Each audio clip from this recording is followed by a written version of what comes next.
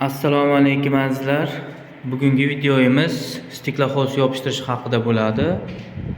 Shu ishlatadiganimiz Promix plus top stiklaxozi bu ikkitasi bittada. Bu stiklaxozi bu kleyi. Bu 50 kvadratli stiklaxozimizga bir paqir yetmaydi. Bu tagiga ishlasalar ham bir paqir yetadi. 1,5-2 paqir atak 50 kvadratga ketadi. Biz qilgandek qilinadigan bo'lsa 1,5-2 paqir ketadi. Azizlar, mana shu joylarda polni stiklaxozini qilib chiqqanmiz. Mana ko'rinib turibdi. Bu stiklaxoz tagidagi ranglari unaqalar yopadi desaling hech qachon yopmaydi. Mana ko'rinib turibdi. To'g'rilangan, tekizlangan joylar tagi eleron bo'lgan, eleron shpaklovka qilingan, yopgani yo'q. Bu faqat o'sha ustidan treshinalarni, yoriqlarni, mayda yoriqlarni o'sha kraskadan oldin ishlatiladi. Bu narsa aboyga shart emas. Bu aboy qilinganda umuman kerak emas. Kraska emulsiya qilishdan oldin bu o'sha mayda yoriqlar oldini olish uchun ishlatiladi bu stiklaxozimiz. Keyin asosan yangi dom qurilganlarga albatta ishlashni tavsiya qilaman. Babi usatga beradi, pol o'tirishi mumkin. Shuning hisobiga stiklaxoz ishlashni maslahat beraman. Faqat bu narxiga keladigan bo'lsak, ozgina qimmatroq. Bitta ruloni 500 ming turadi. Nimasi ham kley ham shunaqa shu atrofida turadi. Atak maslahat beraman. Buni polni qilishlaringni maslahat beraman. Kraska emulsiya qiladigan bo'lsalaring, bu keyinchalik o'sha mayda yoriqlarni oldini olish uchun ishlatiladi bu stiklaxozimiz. Mana hozir ko'rinishini ko'rsataman. Buning ustidan yana shpaklovka qo'yiladi. O'zi mana g'adir-budur mana ko'rinib turibdi. Usti stiklaxoz. Mana yaqinroq olib keling. Buning ustidan eksloy shpaklovka qo'yish kerak. Shunda keyin idealniy luboy nimaga tayyor bo'ladi. Tikurilar qilasizlarmi yoki betekmi, hayatmi, luboy kraskalaringga tayyor bo'ladi. Eksloy shpaklovka qo'yganligingdan keyin ustidan finishning. Shu hozir sizlarga bir boshdan ko'rsatib o'taman qanday yopishtirishlar haqida. Mana stiklaxozimizni boshladik. 3 metrga qirib olamiz. Mana shunaqa tortib turib, o'zi atmetkamiz bor bu yerda. Mana buni qalam atmetkamiz. Mana shu 3 metrga qo'yib olib, bir kishi shunday qo'yib turib, o'zi qirqib tashlayveradi.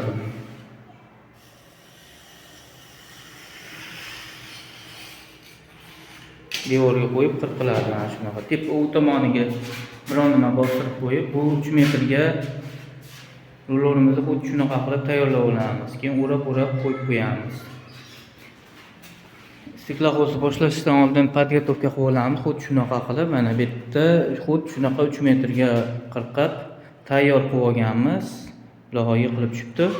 Balandligi 3 metr, shuning uchun 3 metrga qirqdik. Xonam balandligi 3 metr bo'lganligi uchun 3 metrga qirqiladi. Sizlarda 270 mi, 280 mi har xil bo'lsa, o'sha xona razmeriga qarab qirqib olasizlar. Tayyor qilib podgotovka qilib olinadi shunaqa. Stiklaxozdan oldin. Mana stiklaxozlarimizni tayyorlab oldik. 15 ta chiqdi 3 metrlikdan. Bir dona ortib qoldi ozgina ko'sovga. Tak, ishlatadigan stiklaxozimiz nomi Promix plus top stiklaxozi. Olib turganligingda bu stiklaxozga razmeriga qaraysizlar, 40 gram metr kvadratga, bu o'rtachasi 40-45 olasizlar. Nimaga stiklaxoz yopishtirib turganda devorga eng kami 40 bo'lishi kerak. Shetiga qarab olasizlar. Stiklaxozni yozib qo'ygan 50 metr kvadratga yetadi. Balandligi 1 metr, uzunasi 50 metrga to'g'ri keladi bu. Kleyni ham suxoy olmanglar. Iloji boricha mana shu tayyor paqirda turibdi. Promix plus topi bor. Keyin professional deb yozilgan luboy stiklaxoz kleyi, faqat gatoviy shunaqasini olsalang bo'laveradi. Promix plus top bo'lishi shart emas umuman. Boshqacha faqat gatoviy shu paqirda bo'lgan stiklaxoz kleyini olishlarga maslahat beraman. Endi hozir boshlaymiz. Kerak bo'ladigan narsalarimiz bizga udichkamiz bor, kaltek cho'ziladigan, surkagani valik kerak bo'ladi. Burchaklarni surkagani valik, kistichka kerak bo'ladi, burchaklarni surkab chiqqani. Keyin shpatel, bu nimada stiklaxoz surkab turib tortgandan keyin ustidan shpatelda tortib yuboriladi. Bu olib turib bunga surkagan tag shpaklyovkaga o'xshab ishlatiladi, shpatel kerak bo'ladi. Keyin malyarniy pichoq, kanselyarskiy nosh kerak bo'ladi. Mana shunaqa. Bo'ldi. Kerakli bo'ladigan narsalarimiz mana shular ishlatiladi stiklofosga. Endi mana shu bitta burchakdan boshlab ketilaveradi. Bunga lazer shart bas. Burchakka qo'yib turib, keyin ustini ikkinchisini naxliyoz ustiga chiqarib 1-2 sm o'rtasidan qirqib, shunaqa olib ketiladi buni. Endi boshladik, hozir ko'rsatamiz. Mana stiklofos yopishtirishni boshladik. Birinchisini yopishtirdik, buni bir tomonga yopishtirilgan. Ikkinchisini boshladik. Valikda klayni shunaqa surkab chiqiladi. Qonli. Taylari mana yaltirab turibdi, yaxshilab gruntopka qilinadi. Agar yaxshilab gruntopka qilinmasa, u haliga shimib olib, tez qurib qoladi klayi. Shuning uchun gruntopka qilinadi. Biz buni birinchi rodbon qilganmiz, ustidan keyin eleron shpaklyovka tortilgan.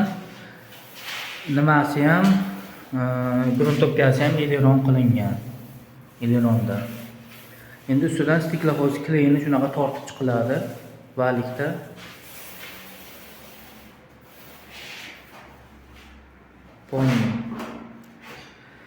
Tortib chiqildi.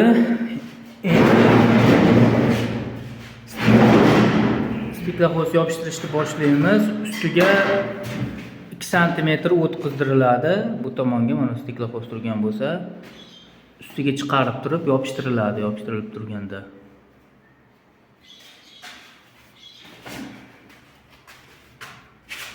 Tak. Mana 2 sm chiqardik.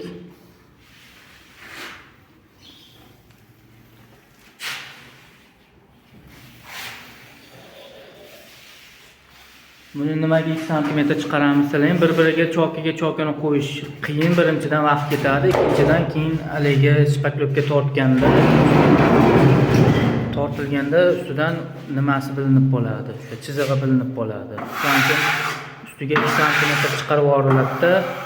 Keyin malyarniy skoch bilan pichoq bilan qirqib tashlanadi bu. Ustida mana shunaqa shpatelda yurib yuboramiz. Qonni.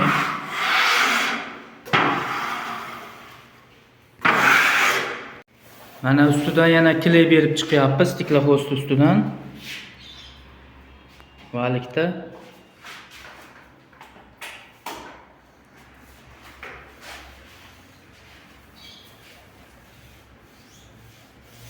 Bu shunaqa yurib chiqiladi, keyin ustidan shpatelda tortib yuboramiz. Mana valikda qonni ustidan surkab chiqish kerak. Agar surkamasalar keyin shpaklyovka kraskadan keyin orqasidan ishib chiqib qoladi bu narsa. Yaxshi tegish kerak hamma joyiga. Ustidan ham, tepasidan ham qonni yaxshilab, tagidan ham, ustidan ham berish kerak. Keyin shpatelda tortib olish kerak buni. Qonni yana shunaqa qilib.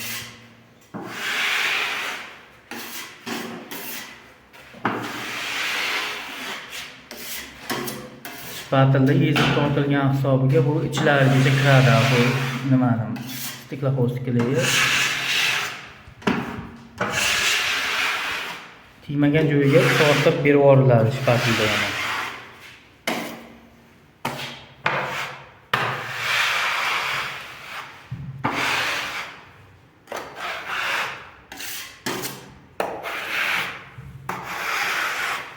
Buni tortib chiqqanimizdan keyin oxirida chokini qirqib tashlanadi. Tepalarini ham tortib chiqdik shpatelda.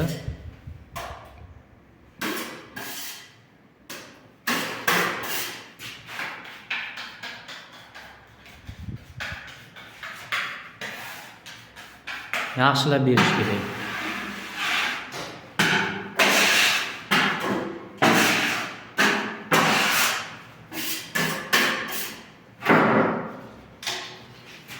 Endi mana chokini qirqib chiqiladi.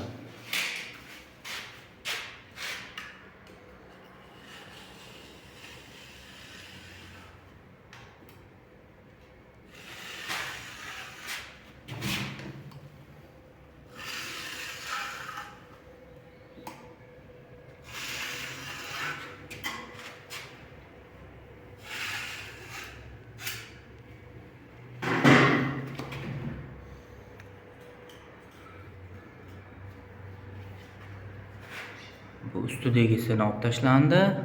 Endi hozir ichidagi tagidagi birinchi qatorda nimasi olib tashlanadi?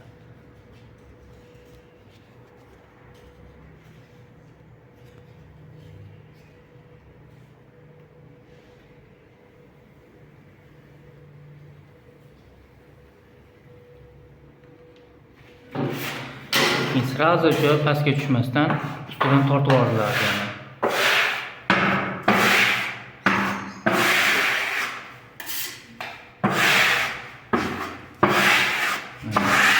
Izlari вообще silliq bilingani umuman. Mana shunaqa qilib stiklofosimiz yopishtirilib chiqiladi onlayn hamma joyga. Mana azizlar, ikkita xonamizni kecha stiklofosini yopishtirib tayyor qilib qo'ydik. Ko'rinishlari bu. Mana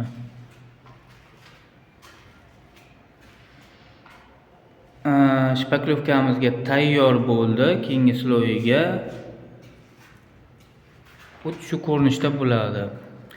Sizlarga o'sha maslahat beraman, mana bu gruntovka qilingani bilinib turibdi. Yaxshilab mana shunaqa gruntovka qilib yuborish kerak xonalarni. Bo'lmasa buni klayini вообще yeb yuboradi. Ko'p ketib qoladi bu. Surkaganligida qurib qolib, ishlashlaring ham qiyin bo'ladi. Stiklofosda ishlatib turganligingda ham. Keyin o'sha surkaganligida qurib qolib, o'sha qiynaladi ham, rasxod ko'payib ketadi. Shuning uchun polni yaxshilab gruntovka qilib olishlaring kerak. Bu xona hali bo'lgani yo'q, endi buni qilamiz. Sizlarga qisqacha ko'rsatib o'tdim. E'tiborlaringiz uchun rahmat. Like va podpiska bosishni unutmanglar. Kommentariyada yozinglar, qanaqa savollaring bo'lsa, keyingi videolarda ko'rib chiqamiz.